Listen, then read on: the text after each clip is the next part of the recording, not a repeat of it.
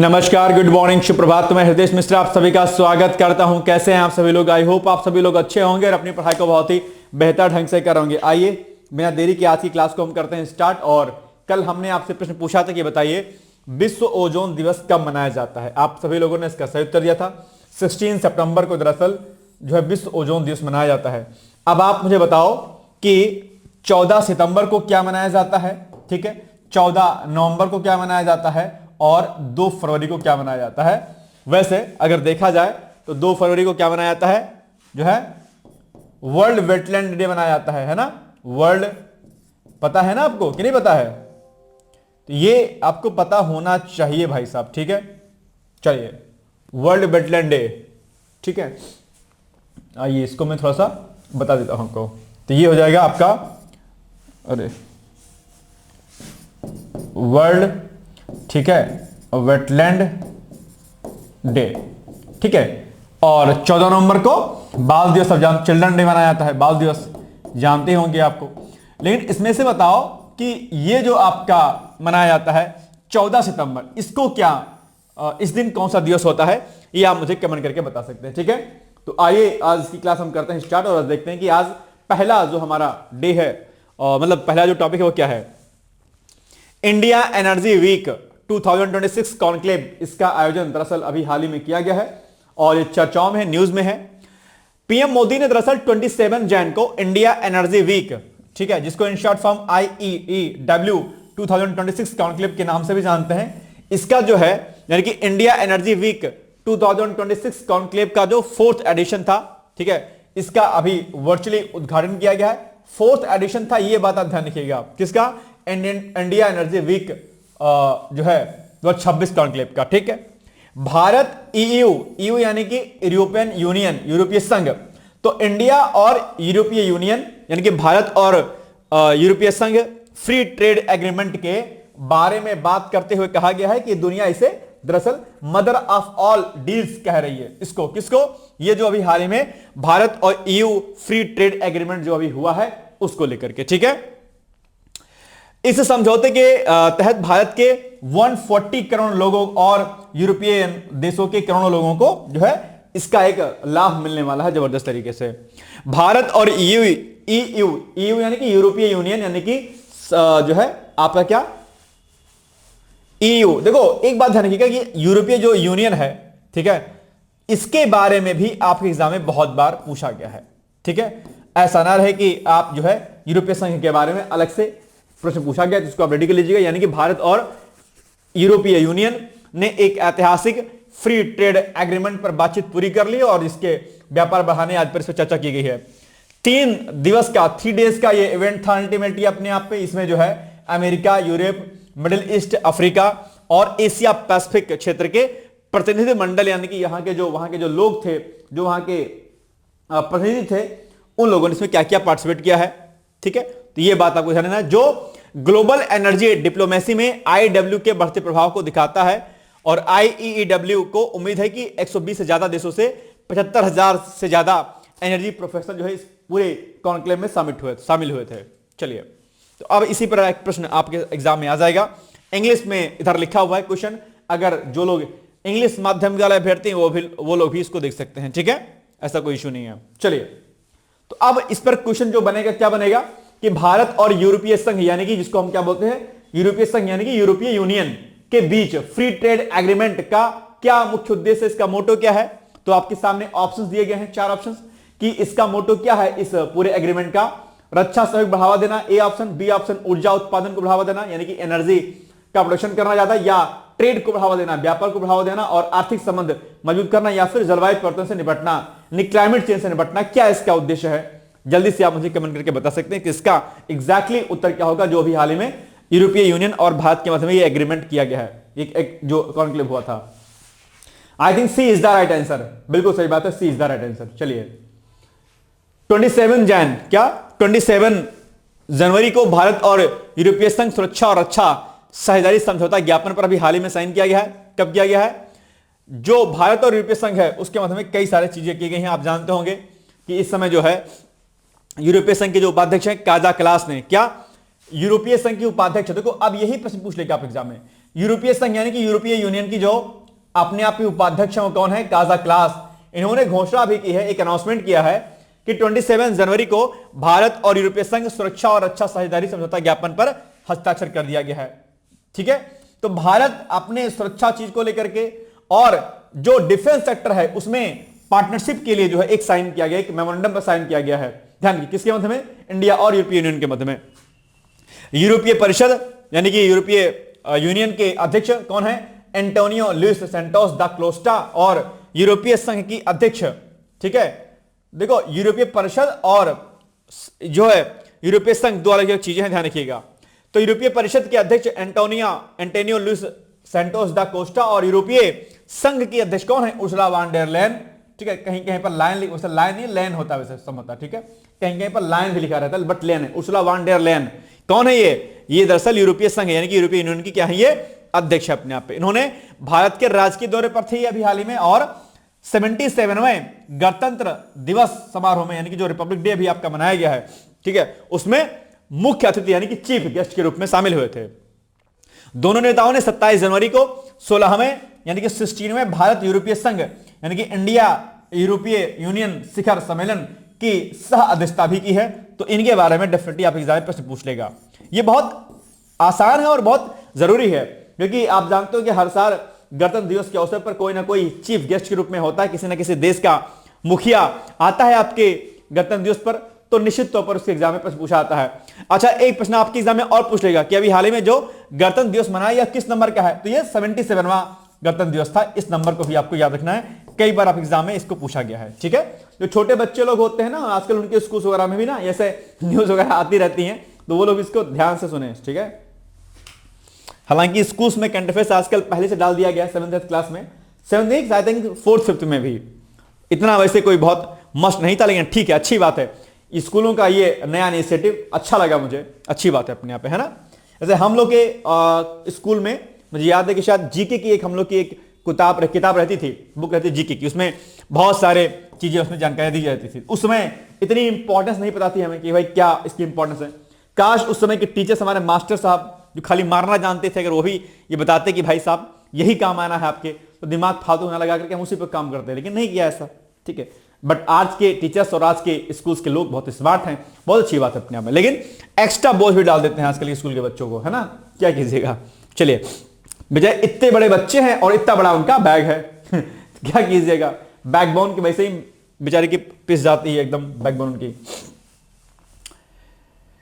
तो ये सारी चीजें हैं, और अभी भारत और यूरोपीय संघ अपने आप में बेहतर काम कर रहे हैं, जिसका फायदा दोनों को लोगों को मिल रहा है अपने आप में। तो ये सारी चीजें हैं जो कि मैंने आपको बता दिया। ठीक है, चलिए नेक्स्ट है। अब इसी पर जो है एक प्रश्न आपके सामने आ जाएगा, जिसका उत्तर आपको देना है कि भाई भारत यूरोपीय संघ सुरक्षा और रक्षा साझेदारी समझौता ज्ञापन पर कब हस्ताक्षर किया गया?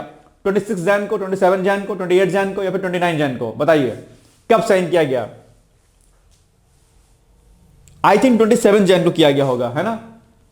तो बी वाला हो, बिल्कुल सही बात है, B is the right answer. ठीक है, चलिए, भारत ऊर्जा सप्ताह, वैसे ये मैंने करा दिया है, ठीक है, इंडिया एनर्जी कॉन्क्लेव, लेकिन दोबारा प्रश्न इसमें बन गया है, तो मैंने थोड़ा सा अलग प्रकार का प्रश्न बना के मैंने पूछ लिया इसमें से।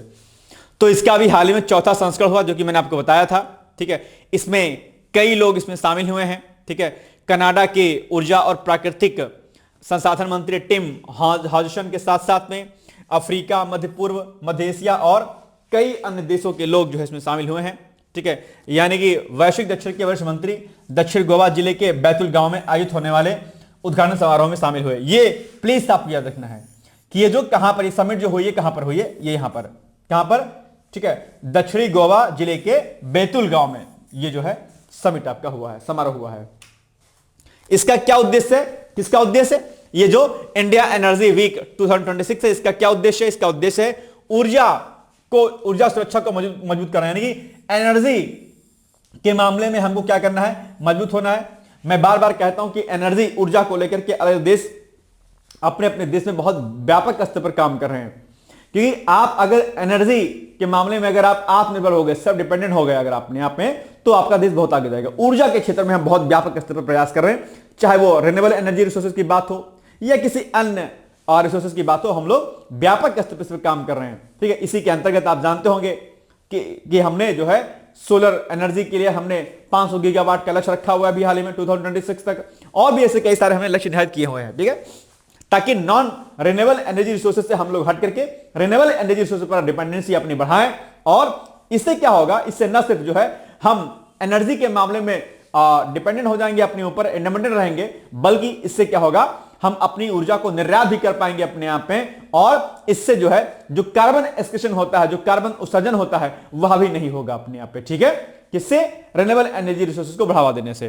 तो इन्हीं सारे चीजों पर बातचीत करने के लिए दरअसल इस कॉन्क्लेव को किया गया था।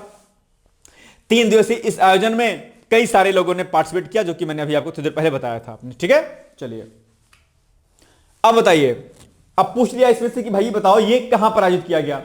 भारत ऊर्जा सप्ताह यानी कि इंडिया एनर्जी वीक 2026 का आयोजन किस स्थान पर किया गया? पणजी गोवा में, वास्को द गामा गोवा में, दक्षिण गोवा के बेतुल गांव में, या फिर उत्तरी गोवा में? ये सिंपल सी बात है, इसका आंसर क्या हो जाएगा? सी वाला हो जाएगा। ठीक है, याद रहेगा। चलो, राष्ट्रीय संस्कृति और पर्यटन महोत्सव भारत पर्व 2026 अभी चर्चाओं में रहा है। ठीक है, तो लोकसभा अध्यक्ष अभी कौन है? लोकसभा स्पीकर कौन है? ओम बिरला जी हैं। तो ओम बिरला जी, और केंद्रीय संस्कृति और पर्यटन मंत्री कौन है? गजेंद्र सिंह शेखावत। इन्होंने ही नई दिल्ली के लाल किला में 6 दिन का एक राष्ट्रीय संस्कृति और पर्यटन महोत्सव, यानी कि जिसको हम भारत पर्व के नाम से जानते हैं, इसका उद्घाटन किया है। ठीक है, भारत पर्व 2026 का उद्घाटन इन दोनों लोगों ने किया है। इस महोत्सव की यानी कि ये जो प्रोग्राम कराया जा रहा है, इसमें भारत की सांस्कृतिक यानी कि जो कल्चरल, जो हमारी एक विरासत है अपने आप में, जो कल्चरल हमारा एक जो कल्चर हमारा है, उसको मजबूत करना और इसके अलावा उसको बढ़ावा देना, इसका क्या है? मुख्य उद्देश्य है।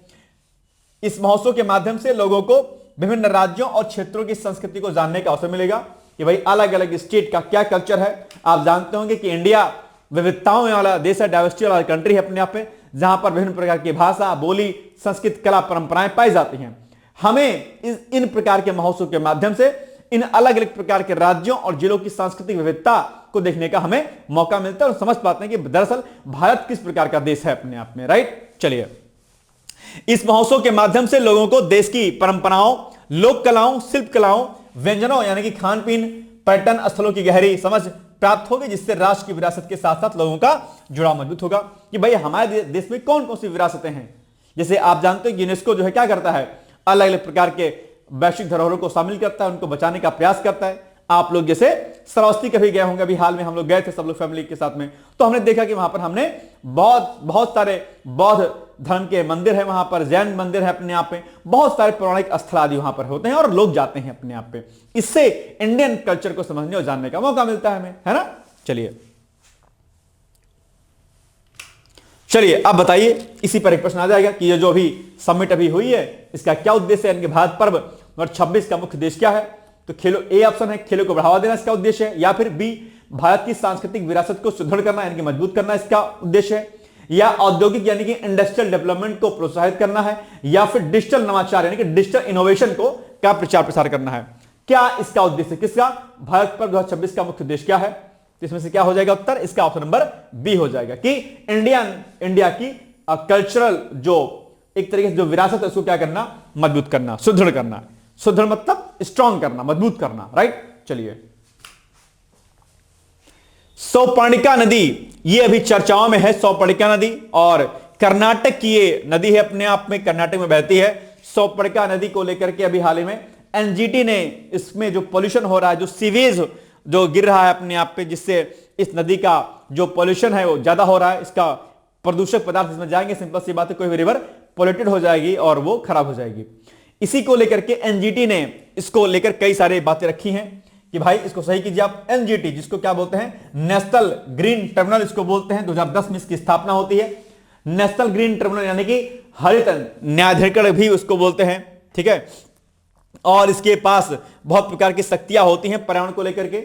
जब जो है कोर्ट आदि पर जब प्रेशर बढ़ा केसेस का, तो उसके लिए फिर सुप्रीम कोर्ट ने जो है एक नया अधिकरण बनाने की व्यवस्था की थी, जिसके अंतर्गत एनजीटी की स्थापना की गई। और पर्यावरण से संबंधित विवादों और मुद्दों को निपटाने का कार्य कौन करता है? एनजीटी करता है। एनजीटी के ऊपर अलग से आपके एग्जाम प्रश्न बनता है। ठीक है, कि एनजीटी की स्थापना कब हुई थी, एनजीटी के अध्यक्ष कौन होते हैं, एनजीटी का हेडक्वार्टर आदि कहां पर है। ठीक है, तो सोमप्रगा नदी कर्नाटक के उडुपी जिले में पश्चिमी घाट जो वेस्टर्न घाट है कि कोडचाद्री पहाड़ियों से निकलती है। यह नदी प्रसिद्ध कोल्लूर मूक अंबिका मंदिर के समीप से बहती है।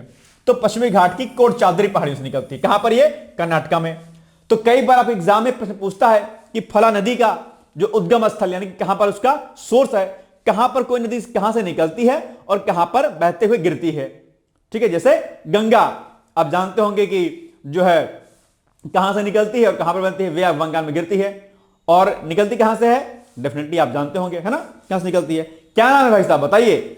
गंगा नदी का उद्गम जो क्षेत्र है वो कहां है, क्या है, बताओ, पूछता है एग्जाम में। यानी कि उसकी स्टार्टिंग पॉइंट और उसका लास्ट पॉइंट क्या है वो पूछता है। कौन कौन सी रिवर की ट्रिब्यूटरी रिवर्स होती हैं, उसकी सहायक नदियां कौन सी होती हैं, यही पूछता है एग्जाम में। भाई गंगा नदी की सहायक नदी कौन सी है, इसके पश्चिम से कौन सी नदी मिलती है, इसके दाएं से कौन सी नदी मिलती है, इसके बाएं से नदी कौन सी नदी मिलती है। इस प्रकार के प्रश्न भी आप एग्जाम में अक्सर पूछे जाते हैं, तो आपको यह भी पता होना चाहिए। ठीक है, तो आज मैं आपको टास्क देता हूं, एक होमवर्क देता हूं कि आज ही क्या कीजिएगा, आज ही आप लोग पूरे नदी तंत्र को, अपवाह तंत्र को क्या करिएगा, पढ़ लीजिएगा कि कौन कौन सी नदी कहां कहां से निकलती है। इसमें खासकर कुछ नदियां बहुत इंपॉर्टेंट, जैसे गंगा हो गया, यमुना हो गया, सतलुज हो गई, नर्मदा हो गया, रावी हो गया, ब्रह्मपुत्र हो गया। ये कुछ ऐसी नदियां हैं जिनके बारे में प्रश्न अक्सर पूछता है एग्जाम में। गोमती नदी हो गई, इनको आप क्या करिएगा, अच्छे से पढ़ लीजिएगा। मैं आपसे अपेक्षा करता हूं कि आप इसको अच्छे से पढ़ेंगे। ठीक है, चलिए आइए। तो अभी इसमें क्या किया है, एनजीटी ने हस्तक्षेप किया है। क्या कहा है एनजीटी ने, कोल्लूर क्षेत्र में होटलों और आवासीय परिसरों से निकलने वाला बिना उपचारित सीवेज, जो कि उपचारित नहीं होता है, तो इसमें नदी में गिरने के कारण क्या हो रहा है, जल की जो गुणवत्ता है उसमें भारी गिरावट आई है। एनजीटी ने प्रदूषक भुगतान सिद्धांत और सतत विकास के तहत जिला प्रशासन को समय सीमा के भीतर कार्य योजना प्रस्तुत करने को कहा कि भाई ये जो सीवेज जो वाटर गिरता है बिना ट्रीटमेंट के, उसको आप क्या करिए, सही करवाइए। आप जानते होंगे जो भी सीवेज वाटर होता है, सीवेज वाटर जो भी होता है उसको हम क्या करते हैं, उसको पहले हम लोग क्या करते हैं, एसटीपी प्लांट, क्या एसटीपी यानी कि प्लांट, यानी कि जिसको हम क्या कहते हैं, सीवेज ट्रीटमेंट प्लांट, जो कि हर डिस्ट्रिक्ट में होता है। तो पहले हम सीवेज वाटर को एसटीपी प्लांट में डालते हैं, वहां से ट्रीट होता है primary, secondary and tertiary process के फलस्वरूप, और फिर उसके बाद हम जब नदियों में इसको डंप करते हैं तो प्रदूषण नहीं फैलता है। आप जानते होंगे नदियों के प्रदूषित होने का सबसे बड़ा कारण क्या है, सीवेज वाटर है और इंडस्ट्रियल वेस्ट वाटर होता है। उद्योगों से निकलने वाला जो कचरा होता है, जो गंदा विषैला पानी होता है, वो सीधे नदियों में डंप कर दिया जाता है। इससे क्या होता है, इससे बहुत ज्यादा नुकसान होता है नदियों को, नदियां प्रदूषित होती हैं इससे। लेकिन जब हम इसको ट्रीट करके डालते हैं तो चीजें बढ़िया होती हैं, इसलिए एसटीपी प्लांट लगाए जाते हैं। ठीक है, सीवेज वाटर को ट्रीट करने के लिए एसटीपी प्लांट यानी कि सीवेज ट्रीटमेंट प्लांट लगाए जाते हैं, जबकि जो इंडस्ट्रियल वेस्ट वाटर होता है, जो एफ्लुएंट होता है, उसको ट्रीट करने के लिए कंपनी में ईटीपी, इफ्लुएंट ट्रीटमेंट प्लांट लगाए जाते हैं। ठीक है, लेकिन कंपनियां क्या काम करती हैं कि अपने टॉक्सिक सब्सटेंसेस को या अपने हाईली जो हैजार्डियस पदार्थ होते हैं उनको ट्रीट करने के लिए वो क्या काम करती हैं, ईटीपी प्लांट नहीं लगाती हैं, बल्कि वो ग्राउंड वाटर में सीधे डंप कर देती है, बोरिंग करके, या फिर नदियों में सीधे डाल देती हैं, जिससे ग्राउंड वाटर हमारा लेवल जो होता है, जो ग्राउंड वाटर होता है वो भी पॉल्यूट होता है। उसके साथ साथ में जो सरफेस वाटर और जो हमारा नॉर्मल जो रिवर्स वाटर होता है वो भी क्या होता है, प्रदूषित होता है। एमएससी में मेरा एक रिसर्च था इसी पे, सीवेज वाटर, सरफेस वाटर और ग्राउंड वाटर में जो है कंपैरिजन करना कि किसमें क्या क्या चीजें होती हैं। उसमें मैंने एक बहुत अच्छी रिसर्च की थी। ठीक है, उसका पेपर भी पब्लिश हो चुका था, आप लोग जानते हो कि शायद मैंने बताया भी आपको पहले। तो वो एक जो है खतरनाक चीज थी अपने आप में कि किस प्रकार से इंडस्ट्रियल वेस्ट वाटर जो है कितना खतरनाक होता है अपने आप में। ठीक है, चलिए बाकी एनजीटी के बारे में बात करते हैं। तो इसकी स्थापना 18 अक्टूबर 2010 को होती है, एनजीटी अधिनियम 2010 के अंतर्गत। क्या इसका मोटो होता है एनजीटी का, तो पर्यावरण संरक्षण यानी कि एनवायरमेंटल कंजर्वेशन, वनों का बचाव, प्राकृतिक संसाधनों यानी कि जो नेचुरल रिसोर्सेज होते हैं उनसे संबंधित कानूनी विवादों का तेजी से निपटारा करना, यानी कि एनवायरमेंटल इश्यूज जो भी होते हैं उनमें एनजीटी हस्तक्षेप करते हुए उसको निपटारा करती है अपना। ठीक है, चलिए, और एनजीटी के पास दीवानी शक्तियां होती हैं अपने आप पे। ठीक है, तो ये सारी चीजें आपको ध्यान रखनी है। चलिए अब आप बताइए, इसी पर प्रश्न आपके सामने आ जाएगा जिसका उत्तर आपको बताना है।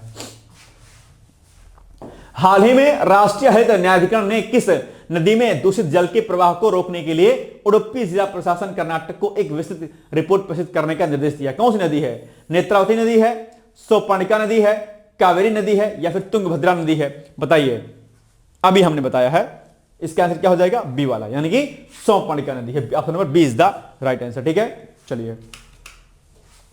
अन्न चक्र पहल, यह भी चर्चाओं में है। अन्न चक्र पहल क्या है भाई साहब? ये तो इसमें बेसिकली क्या होता है कि यह एक अत्याधुनिक आपूर्ति श्रृंखला अनुकूलन मॉडल है, जिसके जरिए भारतीय खाद्य निगम यानी कि FCI, food corporation of India भी बोलते हैं इसको, एफसीआई के नाम से जानते हैं। एफसीआई एग्जाम भी लेता है, एफसीआई का है ना, आप लोग जानते होंगे संभवतः।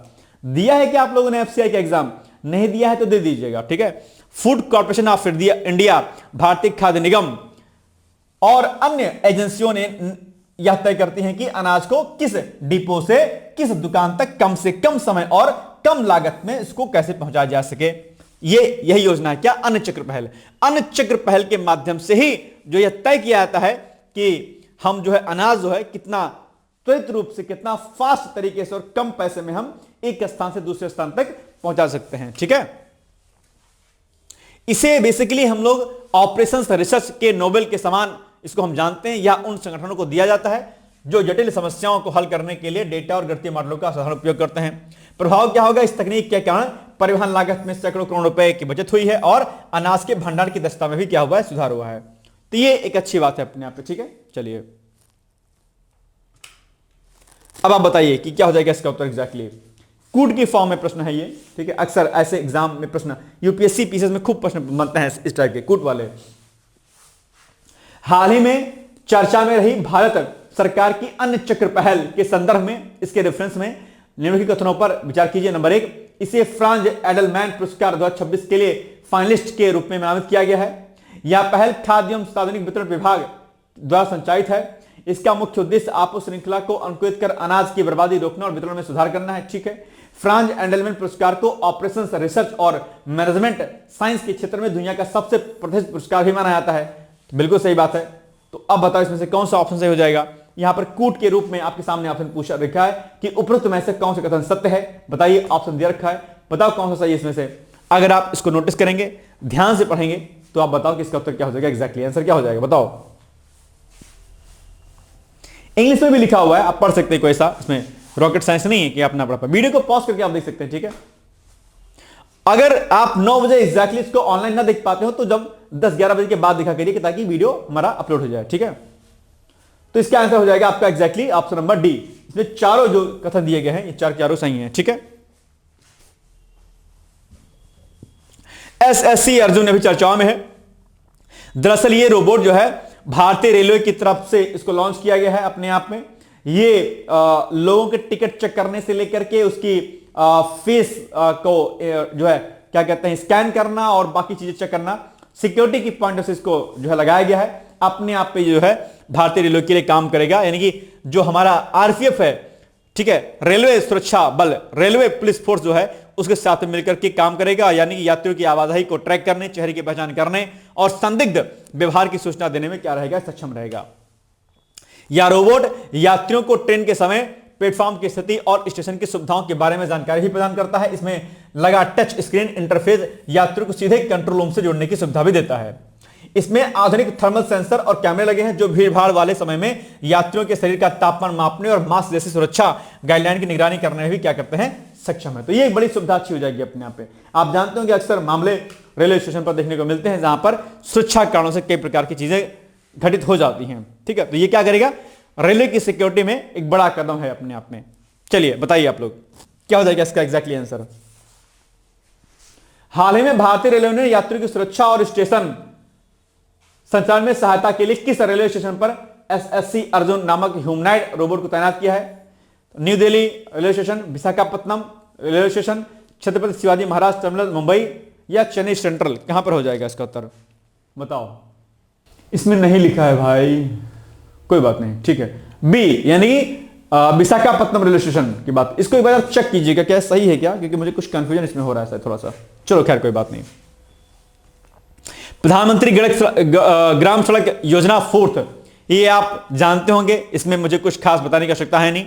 इसका प्रधानमंत्री ग्राम सड़क योजना का चौथा चरण जो अभी हाल ही में लॉन्च कर दिया गया है और इसमें इस चरण में, चौथे चरण में खासकर जो है हमने कई स्टेट पर फोकस किया है, जिसमें से आपका जम्मू कश्मीर हो जाएगा, छत्तीसगढ़ हो जाएगा आपका, राजस्थान हो जाएगा अपने आप में, उत्तराखंड हो जाएगा, हिमाचल प्रदेश और सिक्किम को इसमें खास इंपॉर्टेंस दी गई है।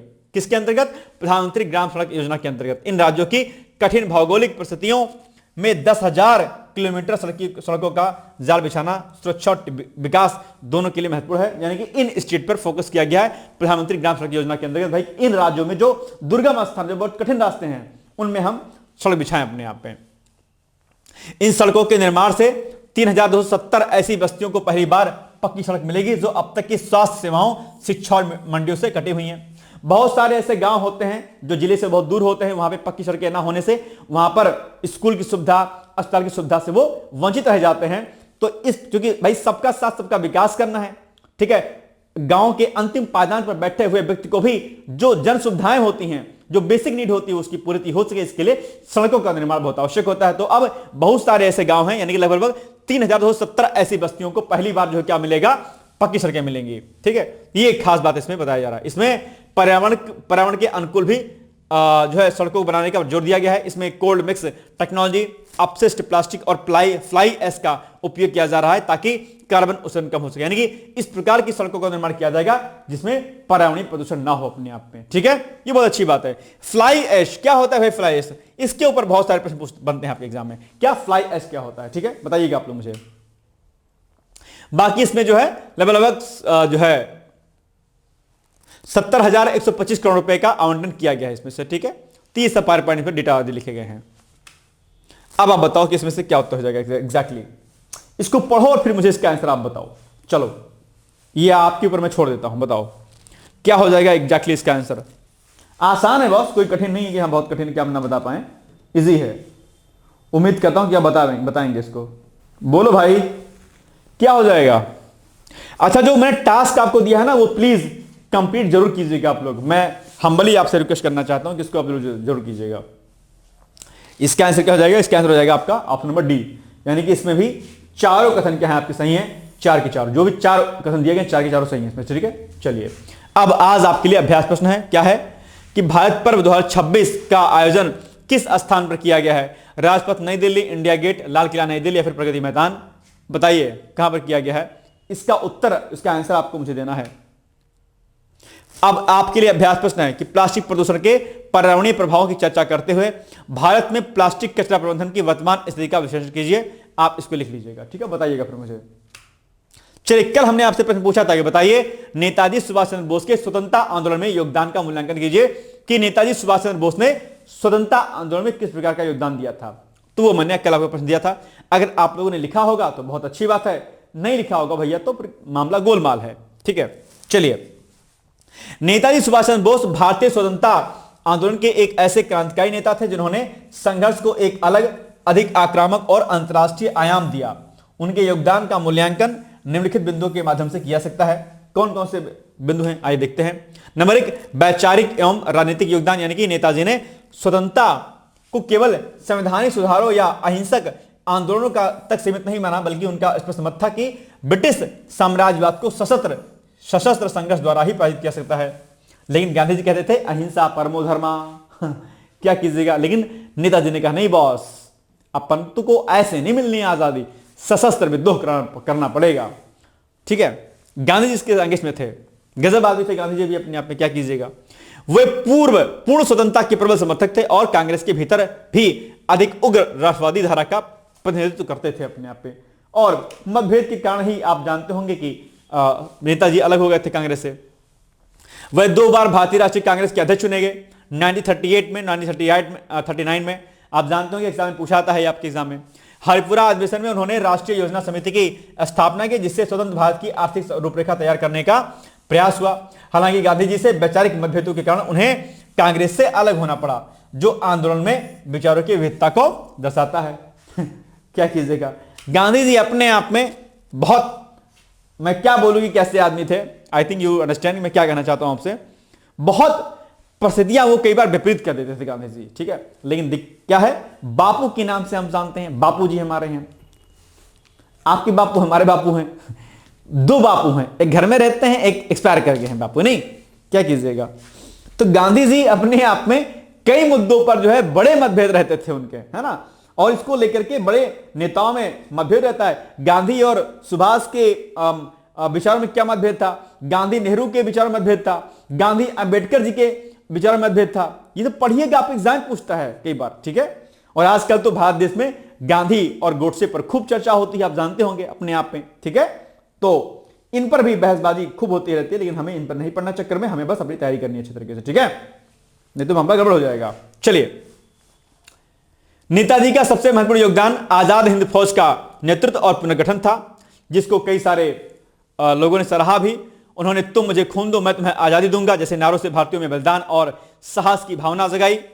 एनआईए ने, ठीक है, ने सिंगापुर आईएनए ने सिंगापुर, मलाया और बर्मा में ब्रिटिश सेना के विरुद्ध संघर्ष किया और भारत की सीमाओं तक पहुंच बनाई अपने आप में, ठीक है। अंतरराष्ट्रीय समर्थन भी इनको मिला। इंटरनेशनल लेवल पर भी जो इन्होंने सरकार, आज से सरकार बनाई थी, उसको जो है सपोर्ट मिला था अपने आप में। मनोवैज्ञानिक प्रभाव, तो ये सारी कई चीजें लिखी हैं कि भले ही आईएनए को सैन्य विजय ना मिली हो, लेकिन उसके मुकदमों ने भारतीय सेना और जनता के बीच राष्ट्रवादी चेतना को तीव्र कर दिया। कई इतिहासकार मानते हैं कि इसी का प्रभाव 1946 के नौसैनिक विद्रोह और अंततः ब्रिटिश सत्ता के कमजोर पड़ने में दिखाई भी दिया अपने आप में। तो एक खास योगदान उनका रहा है, हालांकि बाद में उनका देहांत हो जाता है। नेताजी की रणनीति आलोचना भी हुई है, विशेषकर फांसीवादी शक्तियों के सहयोग और लोकतांत्रिक प्रक्रियाओं से दूरी के कारण। साथ ही उनका आंदोलन जन आधारित न होकर के अपेक्षाकृत सैनिक केंद्रित था, सेना पर उनका फोकस था। उन्होंने लोगों को नहीं लिया, उन्होंने सेना पर मनोबल उनका फर्ज, इसीलिए उन्होंने आजाद हिंद फौज की स्थापना की थी अपने आप में, जिसको कई अंतरराष्ट्रीय देशों ने क्या किया, उसको मान्यता भी दिया था अपने आप पे, है ना, आप जानते होंगे इसको लेकर। हालांकि नेताजी जैसे लोग आजकल मिलना बहुत मुश्किल है अपने आप में, और बहुत बेहतर कार्य किया उन्होंने, लेकिन वही है कि भारत में जो अच्छा काम करता है वो मार दिया जाता है। आज भी नेताजी के जो देहांत हुआ, उसकी जो रहस्यमय मौत हुई उसकी गुत्थी आज तक नहीं समझी अपने आप पे, है ना, क्या कीजिएगा। चलिए, नेताजी सुभाष चंद्र बोस का योगदान भारतीय स्वतंत्रता आंदोलन में अत्यंत महत्वपूर्ण और विशिष्ट रहा है। उन्होंने आंदोलन को साहस, बलिदान और निर्णायक संघर्ष की दिशा दी। वे भले ही गांधी जी की अहिंसक धारा से भिन्न मार्ग पर चले, लेकिन दोनों का उद्देश्य समान था, भारत की पूर्ण स्वतंत्रता। इस प्रकार नेताजी स्वतंत्रता आंदोलन के एक अनिवार्य और प्रेरणा स्तंभ थे अपने आप पे। तो ये भी नेताजी के बारे में पढ़ लीजिएगा, इनके प्रमुख आंदोलन, इनकी प्रमुख पत्र पत्रिकाएं आदि कई सारी चीजें आपके एग्जाम में पूछी जाती हैं, ठीक है। तो ये हो गया आज का हमारा इंपॉर्टेंट करंट अफेयर्स। बाकी डिकोड एग्जाम पर कई सारे हमारे कोर्सेज चल रहे हैं। आरओ का कोर्स चल रहा है सचिवालय वाला, आरओ इलाहाबाद हाई कोर्ट, जिसका एनटीए एग्जाम लेगा, है ना, चीजें क्लियर होने वाली, एग्जाम होने वाला है उसका भी, ठीक है, और मतलब नोटिफिकेशन आने वाला है। इसके अलावा आपका जो है लेखपाल का बैच और कई सारे अन्य बैच अभी जो है चर्चाओं में है, आप उसको ले सकते हैं। उसके लिए आप हमें दिए गए नंबरों पर संपर्क कर सकते हैं, 8604409201। जो भी कोर्स लेना होगा आपको, उसका कोर्स का नाम लिख करके आप इस दिए गए नंबर पर व्हाट्सएप कर लीजिएगा, ठीक है। बाकी पीसेस का फाउंडेशन कोर्स हमारा चल रहा है, इसमें ये सारी चीजें लिखी हैं, आप चाहे तो इसको ज्वाइन कर सकते हैं, ठीक है। तो ये छोटी सी अपडेट थी, बाकी हम लोग मिलेंगे कल। तब तक आप लोग पढ़ते रहिए, मस्त रहिए, व्यस्त रहिए, मुस्कुराते रहिए, आगे बढ़ते रहिए। बहुत बहुत धन्यवाद है आप लोगों का। All the best, thank you so much, bye bye, take care, thank you. क्या आप लोक सेवा आयोग उत्तर प्रदेश की आरओ परीक्षा में सफल होकर सचिवालय में समीक्षा अधिकारी जैसे प्रतिष्ठित पद पर चयनित होना चाहते हैं? क्या आपके पास व्यस्त दिनचर्या या व्यक्तिगत परिस्थितियों के कारण नियमित पढ़ने के लिए समय की कमी है, इसलिए एक दिन में आप 8 से 10 घंटे नहीं पढ़ सकते हैं? क्या आपका संकल्प है कि सचिवालय में समीक्षा अधिकारी बनना ही बनना है और आप उसके लिए सही मार्गदर्शन की तलाश कर रहे हैं? यदि आपके इन तीनों प्रश्नों के उत्तर हाँ हैं, तो आपकी खोज अब समाप्त होती है और आपके सपने को साकार करने के लिए आगामी समीक्षा अधिकारी परीक्षा की सुव्यवस्थित तैयारी हेतु डिकोड एग्जाम लाया है अभ्युदय बैच। अभ्युदय बैच में आपको आगामी आरओ परीक्षा के प्रारंभिक और मुख्य परीक्षा के पूरे पाठ्यक्रम को अभी से एक साथ बहुत ही बेसिक लेवल से video lecture, PDF notes, test series और उत्तर लेखन कार्यक्रम के माध्यम से पूरे विस्तार से पूर्ण कराया जाएगा। हमारे अभ्युदय बैच की सबसे बड़ी विशेषता है कि इसमें साप्ताहिक टारगेट्स के अनुसार कम से कम 5 घंटे भी पढ़कर कोई अभ्यर्थी पूरा पाठ्यक्रम अच्छे से तैयार करके परीक्षा में सफलता अर्जित कर सकता है। अभ्युदय बैच में अनुभवी और समर्पित शिक्षकों द्वारा आधारभूत मानक पुस्तकों एवं स्रोतों पर आधारित पाठ्य सामग्री उपलब्ध कराई जा रही है, जिससे पाठ्यक्रम को सभी आयामों से कवर किया जा सके। इस बैच में पाठ्यक्रम को इस विस्तार से पढ़ाया जा रहा है कि इसमें प्रवेश लेकर आप न केवल आरओ परीक्षा बल्कि अन्य कई समकक्ष परीक्षाओं को भी एक साथ ही टारगेट कर सकते हैं। यानी इस परीक्षा के पाठ्यक्रम में सम्मिलित सामान्य अध्ययन, सामान्य ज्ञान, सामान्य हिंदी व्याकरण, रीजनिंग, मैथ, हिंदी आलेखन, निबंध आदि के विस्तृत अध्ययन से आप पूर्ण आत्मविश्वास से किसी भी परीक्षा में सफलता प्राप्त कर सकते हैं।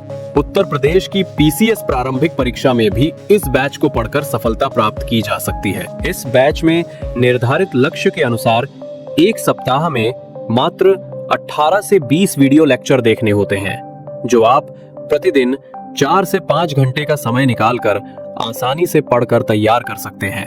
ये बैच ऑनलाइन जरूर है, परंतु इस बैच में छात्रों और शिक्षकों के बीच सीधे संवाद के लिए प्रक्रिया निर्धारित है, जिससे अभ्यर्थी अपनी शंकाओं का व्यक्तिगत समाधान प्राप्त कर सकते हैं। आपके संकल्प को सिद्धि तक पहुंचाना ही अभ्युदय बैच की आधारभूत संकल्पना है। हमारा ये आत्मविश्वास संस्थान के 5 वर्षों की कठिन साधना की परिणति है। डीकोड एग्जाम संस्थान अपने 5 वर्षों के सफर में आरओ परीक्षा में 45 से अधिक चयन सुनिश्चित करवाकर एक विश्वसनीय संस्थान के रूप में विख्यात है। इसलिए बिना किसी संशय के पूर्ण विश्वास के साथ आप भी हमसे जुड़कर अपनी सफलता का नया अध्याय लिख सकते हैं। इस बैच से जुड़ने के लिए हमारे संस्थान के नंबर 8604409201 अथवा 9506742546 पर व्हाट्सएप या कॉल करके बैच की पूरी जानकारी प्राप्त की जा सकती है। अभी 500 शुरुआती छात्रों को विशेष छूट भी प्रदान की जा रही है, इसलिए इस अवसर का लाभ उठाने के लिए अतिशीघ्र प्रवेश लेकर अभ्युदय बैच से जुड़े। प्रवेश के लिए अभी संपर्क करें और शुल्क में छूट प्राप्त करें।